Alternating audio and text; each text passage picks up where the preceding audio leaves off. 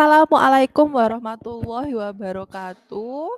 Bertemu lagi dengan saya untuk mata kuliah Praktik Penelitian Sosial dan dalam pertemuan ini kita akan membahas mengenai, penyusunan proposal penelitian.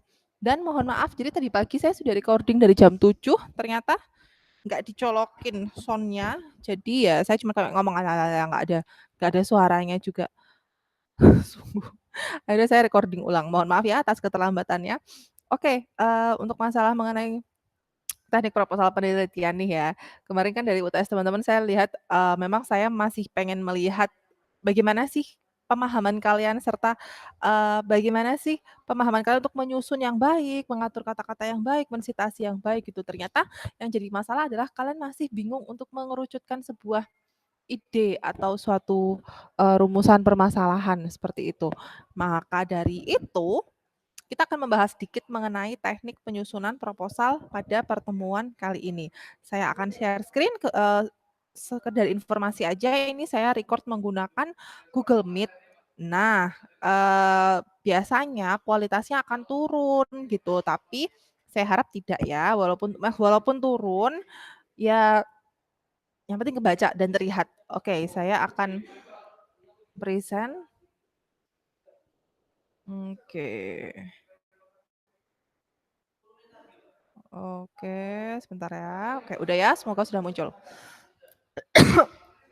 Teknik penyusunan proposal penelitian. Ya, namanya aja proposal ya, proposal atau purpose. Jadi seolah-olah kita ini purpose dan juga melamar sesuatu. Melamar apa ya? Melamar persetujuan baik itu lembaga maupun dosen akan kuliah, akan penelitian yang akan kita lakukan gitu. Karena walaupun kalau kalian jadi mahasiswa ya berarti mengajukan ke dosen pembimbing dan juga ya dosen pembimbing untuk mengajukan penelitian skripsi. Apabila teman-teman ini nanti sudah, bekerja gitu tuh kemudian di pekerjaan dituntut melakukan penelitian, berarti kalian mengajukan proposal kepada si pemberi dana gitu. Karena si pemberi dana ini supaya tahu kamu mau bikin penelitian apa, makanya alurnya tuh harus jelas sih karena hasilnya pun nanti bagus apa enggak, berguna atau enggak gitu. Makanya kita perlu penyusunan proposal yang oke. Nah, sebenarnya masalah utama itu adalah masalah kerangka berpikir kalian sih. Jadi nanti akan saya jelaskan mengenai berpikir kerucut seperti piramida itu seperti apa supaya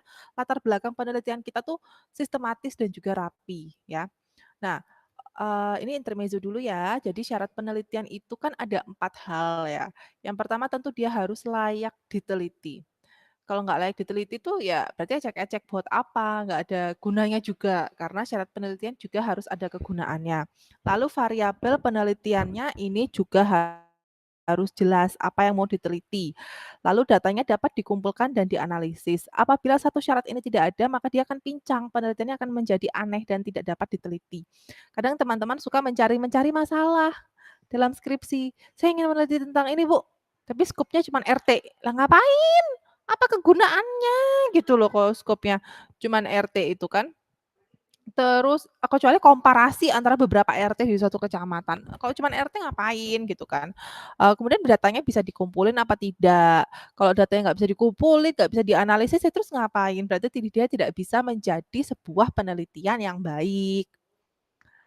Ini dari masalah penelitian ini ya, masalah penelitian itu tuh biasanya bersumber dari sebuah fakta fenomena sekitar kita, kemudian kajian literatur yang ada. Makanya seperti state of the art itu kan teman-teman membaca literatur, baca, apa sih missing-nya gitu.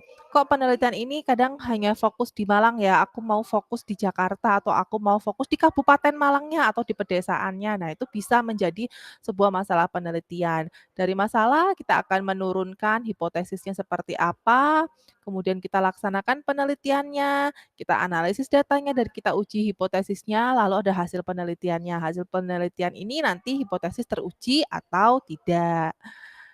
Nah, ini juga dari hasil penelitian ya, dari masalah dulu dihadapinya apa, ya kan? Literaturnya apa, ini hasil penelitian sebelumnya, terus berbagai alternatif masalah penelitian. Jadi kalau teman-teman kadang melihat masalah tuh lihat dulu dari fenomenanya sama literatur, terus dipilah-pilah nih Alternatifnya misalkan ada 4, dari 4 ini yang kira-kira nilainya paling tinggi kira-kira berapa, urgensinya paling oke yang mana gitu. Nanti dieliminasi 1, udah tinggal 3, dari 3 tuh eliminasi lagi 2, nanti tinggal 1 masalah yang layak untuk diteliti. Kalau, masalahnya sudah layak untuk diteliti, maka silakan rumuskan judul ya, rumuskan judul penelitiannya seperti apa ya. Jadi nanti seperti ini nih skemanya, nulis proposal, meneliti, dan menuliskan hasil penelitian ya. Oke, berikutnya mengenai proposal penelitian ini juga setelah ada judul penelitian, nanti menulis latar belakang, kemudian menulis masalahnya seperti apa, ini penting ya, dan kadang masalah itu juga harus ada benang merahnya, makanya di sini saya kasih merah-merah nih. Kemudian rumuskan tujuan kegunaan penelitian apa, tinjauan pustakanya bagaimana, lalu kerangka pemikiran hipotesisnya bagaimana, dan metodenya. Ya, metode harus lengkap, ada rancangannya, waktu dan tempatnya, alat dan bahannya apa, populasi dan sampelnya apa, pengumpulan data bagaimana, dianalisisnya gimana, dan definisi operasionalnya seperti apa. Jadi deh proposal penelitiannya, gampang ya kayaknya ya? Kayaknya aja gampang nih. Oke, di bagian awal proposal itu pasti harus ada halaman sampul depan. Jika teman-teman pernah melihat skripsi-skripsi yang berada di laboratorium sosiologi yang berwarna biru, nah itulah halaman sampul depannya. Kemudian halaman judul tuh biasanya print-print-annya lagi di dalamnya halaman kedua, ada halaman pengajuan yang ditandatangani oleh peneliti, yang keempat ada halaman persetujuan, kalau dalam skripsi ini ditandatangani oleh dosen pembimbing, lalu ada daftar isi ya, ini wajib ya, ini daftar isi ini wajib, daftar isi, daftar tabel, kalau ada tabel dikasih, kalau nggak ada ya nggak ada. Tabel walaupun, cuman 1 ya tetap harus diisi daftar tabel. Kemudian daftar gambarnya juga begitu, walaupun gambar hanya satu tetap diberi daftar gambar, kemudian daftar lampiran, lalu daftar arti lambang dan singkatan apabila ada ya. Lampiran itu biasanya kalau di penelitian itu, transkrip wawancara, foto-foto selama di sana, atau mungkin biodata informan gitu. Tapi bila di proposal itu biasanya agak jarang, mungkin lampiran tuh mungkin manuskrip-manuskrip yang digunakan ya kalau kalau mau bisa dilampirkan di situ. Nah, ini daftar isinya ya, ada 3 bab, proposal itu memang terdiri dari 3 bab, valid, fix, no debat pokoknya. Yang pertama di pendahuluan kita tulis latar belakangnya seperti apa. Masa lalu dari latar belakang muncul masalah. Dari masalah itu tujuan dan kegunaannya seperti apa. Bab 2 tinjauan pustaka, namanya juga tinjauan pustaka, meninjau hasil-hasil pustaka, yaitu penelitian terdahulu dan juga literatur-literatur seperti buku-buku, jurnal, begitu. Kalian harus menulis literatur yang relevan dengan penelitian. Jangan meneliti pendidikan, tapi nanti literaturnya tentang ekonomi lah kan juga nyambung. Walaupun misalkan pendidikan di Universitas Negeri Malang, terus literaturmu ekonomi di Universitas Negeri Malang lah kan nggak nyambung ya kan, harus nyambung. Lalu kerangka pemikirannya teman-teman itu seperti apa, kemudian hipotesisnya bagaimana, serta definisi operasionalnya. Yang ketiga, bab ketiga itu selalu tentang metode penelitian. Rancangannya tuh bagaimana sih rancangannya? Kualitatif kah, kuantitatif kah, paradigmanya apa, ya kan? Waktu dan lokasinya tuh langsung ditulis ya. Apabila nanti menuliskan proposal deskripsi, langsung ditulis mau berapa bulan rencananya. Misalnya 2 bulan terhitung November 2020 sampai Januari 2021. Lokasi penelitiannya adalah di Sumber Manjing Wetan, Kabupaten Malang misalkan, ditulis ditulis di sini. Jangan kayak, eee, lokasi jangan kayak misalkan waktu penelitian adalah durasi di mana peneliti bla bla bla. Nah, itu nggak penting itu, ya, nggak penting. Yang penting tuh malah, ya waktunya kapan, terus ya lokasi menelitimu di mana, gitu aja. Lalu populasinya tuh juga disebutkan, jangan hanya populasi adalah bla bla bla bla menurut ini, sampel adalah bla bla bla menurut ini. Sebutkan populasinya siapa, sampelnya itu misalkan masyarakat di desa Sumber Manjing atau gimana, disebutkan langsung. Terus pengumpulan data dan instrumennya apa? Pengumpulan data berupa survei. Survei misalkan akan terdiri dari berapa pertanyaan gitu kan, instrumennya begini atau mungkin, wawancara. Wawancara akan diberikan kepada narasumber yang memiliki kriteria A, B, C, D, E gitu, ya. Baru nanti terakhir analisis datanya mau dianalisis triangulasinya seperti apa. Oke. Nah, ini ya mengenai judul penelitian ini penting nih, judul penelitian itu karena yang menentukan kalian, karena biasanya kalau skripsian kan judulnya apa dulu gitu, nanti dilihat judulnya nih, dari judulnya dosen siapakah yang cocok untuk membimbing, skripsi kalian. Judul tuh harus singkat, spesifik, jelas, jangan kebanyakan cincong gitu ya, padat, jelas, orang baca tahu bahwa, oh membahas ini, di sini tentang ini, gitu. Jadi harus mencakup jenis penelitiannya apa. Biasanya untuk penelitian kualitatif dan kuantitatif itu berbeda. Dari judul sudah berbeda, pasti ya. Supaya apa ya, supaya orang yang mau meneliti kuantitatif tahu, "Wah, ini judulnya kuantitatif, oh ya aku butuh nih," gitu. Kalau yang kualitatif, ya orang kuantitatif ngapain nyariin, "Loh aku nggak butuh kok," gitu, "nggak usah wes dari judul." Daripada udah susah-susah nyari, download, kadang jurnal penelitian itu juga berbayar ya, ternyata nggak sesuai itu kan ya ndelalah gitu ya. Lalu variabel yang akan diteliti harus ditulis jelas gitu kan, kayak jangan judulnya tuh jangan seperti seperti, judul-judul artikel majalah gitu kan, ya harus jelas mau yang diteliti itu mau tentang apa, bukan masalah tren janda bolong. Ya terus kenapa dengan tren janda bolong? Tren janda bolong kenapa? Apakah itu akan mempengaruhi konsumerisme ibu-ibu di masa pandemi? Atau itukah meningkatkan ekonomi para penjual-penjual tanaman hias atau bagaimana lah? Masa cuma tren janda bolong? Kan nggak jelas. Walaupun kalian artikelnya wis apik bahas mengenai peningkatan ekonomi para penjual tanaman hias gitu kan, atau konsumerisme ibu-ibu di masa pandemi dengan tanaman hias gitu. Tapi kok judulnya cuma tren janda bolong ya terus kenapa gitu loh, even Kompasiana could write better than that gitu kan. Lalu lokasi penelitian ini juga harus disebutkan itu, harus wajib sekali supaya orang tahu skop penelitian Anda seperti apa. Oke, ada 2 contoh judul di sini. Yang pertama, dampak akselerasi sesungguhnya ya. Dampak akselerasi PT Semen Indonesia Persero Tbk pada petani Greenbelt di Tuban. Loh, ada lokasi penelitiannya ada ya kan.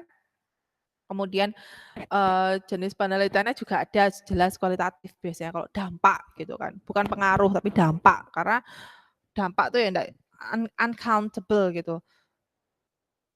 Oke, kemudian, variabelnya ada PT Semen Indonesia dan petani Greenbelt. Yang kedua, Kami Bali Lampung, politik identitas etnik Bali migran dalam masyarakat multikultural Wekanan Lampung. Jelas kan? Eee, ini tentang politik identitas, politik identitasnya siapa? Etnik Bali yang, di Wekanan Lampung ya, harus ada di situ judulnya. Jadi jangan cuman kayak, politik identitas etnik Bali.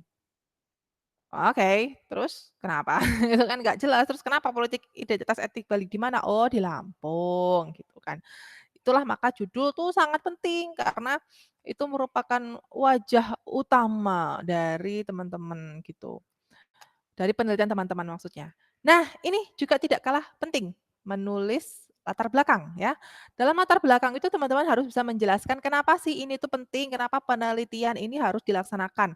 Kayaknya saya udah pernah ngomong deh, kalau menurut saya latar belakang ini paling susah dilakukan.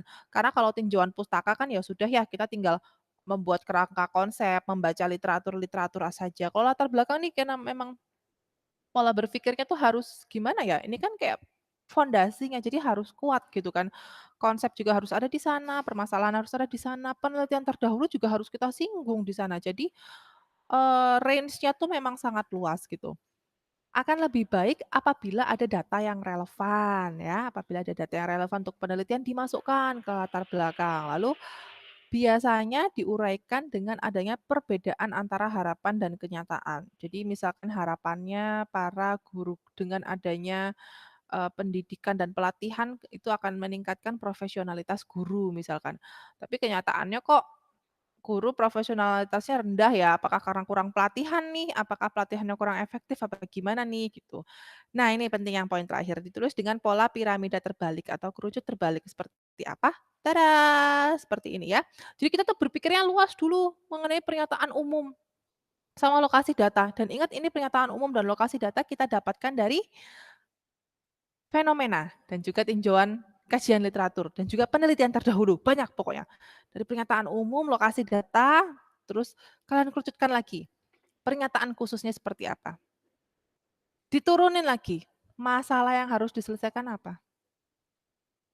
Diturunin lagi, upaya-upaya yang mungkin bisa dilakukan untuk menyelesaikan masalahnya apa. Loh kan bukan belum belum ini, belum penelitian. Loh ya tapi kan kita sebelum penelitian harus tahu, ini kira-kira bisa nggak ya diselesaikan dengan cara ini gitu, kan mungkin dilakukan bagaimana.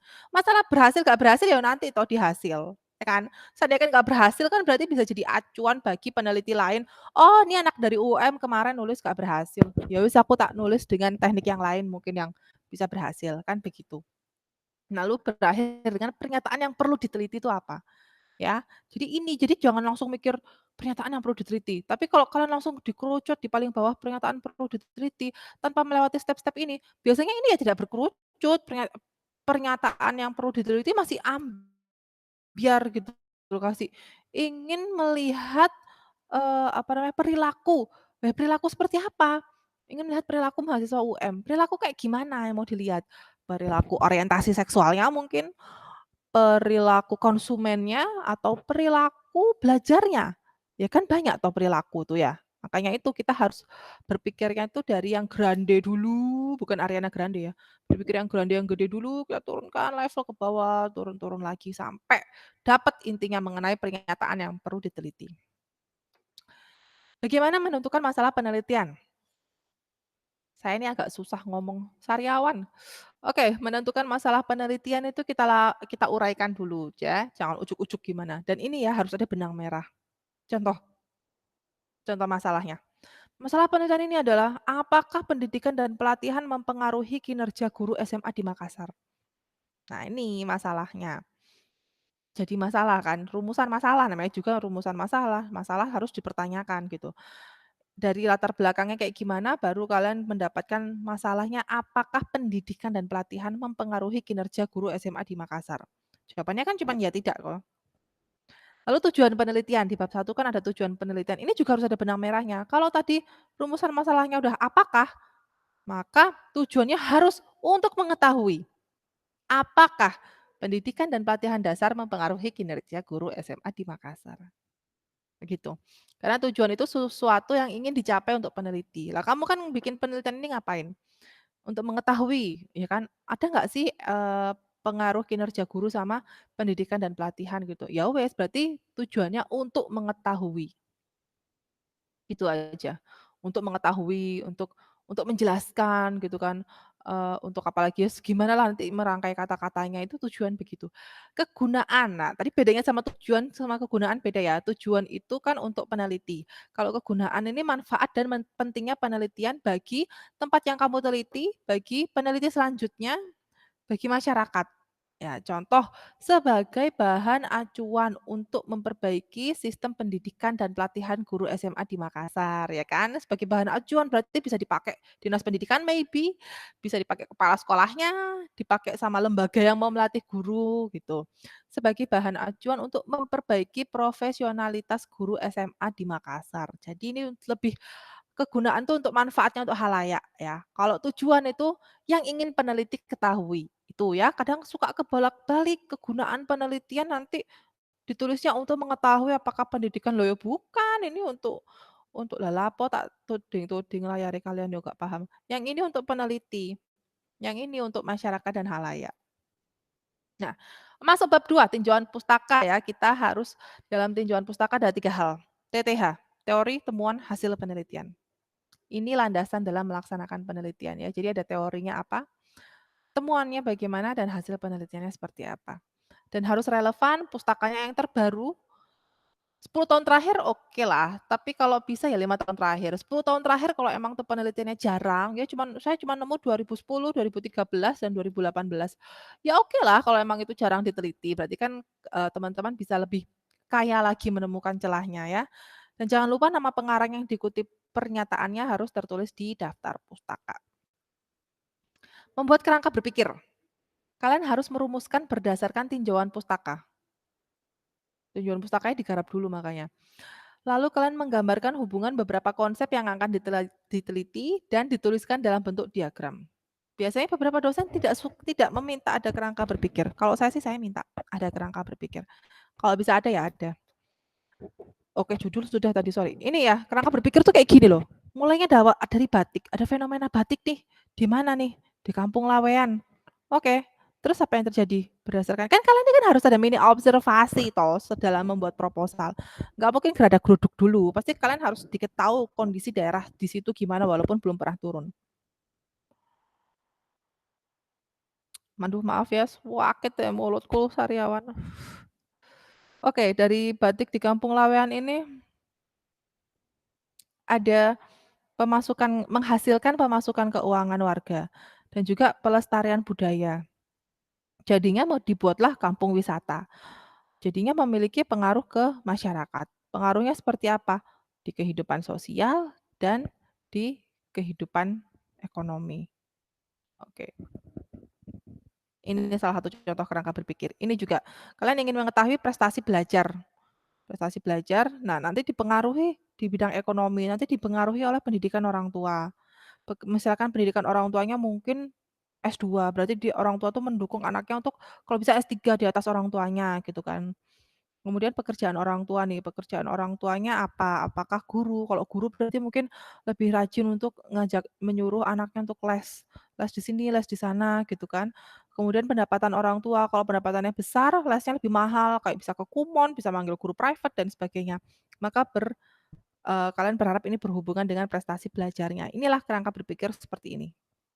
Nah ini beda-beda nggak ada, "Bu patennya gimana?" Ya beda-beda, kalian mau bikin kayak gini nih kan atau kayak gini atau cuman turun ke bawah juga bisa, ya beda-beda tergantung, kajian pustaka teman-teman seperti apa ya, sama subjek penelitiannya seperti apa. Lalu harus ada hipotesis ya, hipotesis ini adalah jawaban sementara yang harus dibuktikan dengan laksanakan penelitian. Hipotesis cuma 2, H0 dan H1. Kalau, H0 ya namanya nol berarti nggak ada, berarti dia pasti ada kata tidaknya. Dan ini harus ada benang merah dengan judul, tujuan, kegunaan, sama metode penelitiannya. Tapi tenang, tidak semua penelitian memiliki hipotesis ya. Bisa saja kalau grounded teori mau melahirkan teori baru ya kan nggak ada yang diuji teorinya, ya wis nggak perlu hipotesis. Ya, seperti itu. Fenomenologi ingin menjelaskan, dan namanya juga menjelaskan, bukan menguji teori, menjelaskan. Ya wis, menjelaskan dengan teori. Ya sudah, nggak perlu ada hipotesisnya. Tapi di sini saya akan menjelaskan yang ada hipotesisnya. Contoh hipotesis ya dari yang awal tadi, H0-nya yaitu pendidikan dan pelatihan tidak mempengaruhi profesionalitas guru SMA di Makassar. H1-nya pendidikan dan pelatihan mempengaruhi profesionalitas guru SMA di Makassar. Nah, pokoknya ingat-ingat aja H0 tuh pasti karena nol nggak ada berarti pasti ada kata tidaknya. Harus ada benang merahnya. Seperti apa sih benang merahnya dari tadi kok ngomong benang merah terus? Coba lihat contohnya nih, ayo sama-sama dilihat ini. Judul, Aktivitas Usaha Tani Mempengaruhi Pendangkalan Waduk Jana Berang Kabupaten Goa. Ini judulnya yo. Ini ya, sudah ada variabelnya ya, usaha tani dan juga pendangkalan waduk. Variabelnya. Lokasinya di Kabupaten Goa dari judul ini. Judulnya sudah oke, tidak terlalu belibet, jelas aktivitas usaha tani mempengaruhi pendangkalan waduk Janeberang Kabupaten Goa. Kebaca nih penelitian tentang apa, ya kan? Tapi kan kita belum tahu hasilnya apa ya gitu. Apa sih masalahnya yang mau diteliti? Apakah aktivitas usaha tani mempengaruhi pendangkalan waduk Janeberang Kabupaten Goa? Nah, harus ada benang merahnya gini ya. Jangan sampai judulnya gimana masalahnya? Masalahnya adalah apakah pendangkalan waduk mempengaruhi kegiatan ekonomi masyarakat di Goa? Loh nggak nyambung ya. Harus ada benang merahnya. Wes, tujuannya gimana? Untuk mengetahui pengaruh aktivitas usaha tani terhadap pendangkalan waduk Janeberang Kabupaten Goa. Ya, perhatikan ya, jelas ya. Hipotesisnya gimana? H0-nya. Berarti aktivitas usaha tani tidak mempengaruhi pendangkalan waduk Janeberang Kabupaten Goa. H1-nya aktivitas usaha tani mempengaruhi pendangkalan waduk ya. Kesimpulannya ternyata aktivitas usaha tani mempengaruhi, berarti, penelitian kalian tuh mendukung H1 begitu. Harus benang merah, maksudnya benang merah tuh kayak gini ya, dari judul masalah tujuan hipotesis jangan aneh-aneh gitu. Jangan sampai melenceng-melenceng nggak jelas karena judulnya apa, entar yang mau dicari tahu perspektifnya, Bu, terus ininya, Bu, apa namanya, pemaknaannya, Bu. Lah padahal judulnya nggak ada tentang perspektif pemaknaan kok. Nah, jadi dalam rancangan penelitian itu teman-teman harus menuliskan dengan jelas desain penelitian yang akan digunakan seperti apa, waktu dan alokasinya jangan lupa, bahan dan alatnya, populasi sampelnya, pengumpulan datanya juga ya, teknik pengumpulan datanya gimana. Tapi kalau ada perbedaan pengumpulan data di proposal sama yang di aslinya gimana? Ya nggak apa-apa, nggak masalah. Nggak masalah, biasanya kayak gitu tuh nanti proposalnya direvisi juga. Namanya kan kita nggak tahu di lapangan bagaimana. Bisa saja di proposal kalian menuliskan, "Saya cuman mau informan saya 4 orang aja nih Bu, dengan kriteria begini begini begini." Ternyata gitu, kalian nggak bisa dapat 4 orang nih, yang sesuai kriteria tuh cuma 3 orang. Iya, cuma 3 orang tapi ini datanya kaya banget. Ya nggak apa-apa, ditulisin aja nanti bahwa di bab 4-nya bahwa awalnya itu hanya saya ingin mewawancara 4, namun ternyata dengan 3 data yang didapat sudah cukup banyak dan, informanya pun bervariasi bla bla bla bla, ya wis gitu ya. Oke, selesai deh selesai deh, oke. Nah, itu tadi bagaimana sih teknik penyusunan proposal itu seperti itu kalau bikin tesis skripsi ya nggak akan jauh-jauh dari sistematika tersebut ya. Baik teman-teman, sekian dari saya materi untuk hari ini nggak usah tugas lah ya minggu ini. Saya mau memberikan info aja bahwa minggu depan itu teman-teman akan mulai mini riset turun ke lapangan kecil-kecilan, tapi akan saya sesuaikan lah ya mini risetnya dengan kondisi saat ini seperti apa. Jadi, yang penting sudah tahu teknik penyusunan proposalnya bagaimana, kita minggu depan akan mulai turun ke lapangan ya. Ini materinya akan sudah saya sampaikan di Google Classroom, PowerPoint-nya juga saya sampaikan di Google Classroom. Baik, sekian untuk, materi pada minggu ini, terima kasih, sehat selalu, kita akan bertemu lagi di pertemuan ke-12 minggu depan. Wassalamualaikum warahmatullahi wabarakatuh.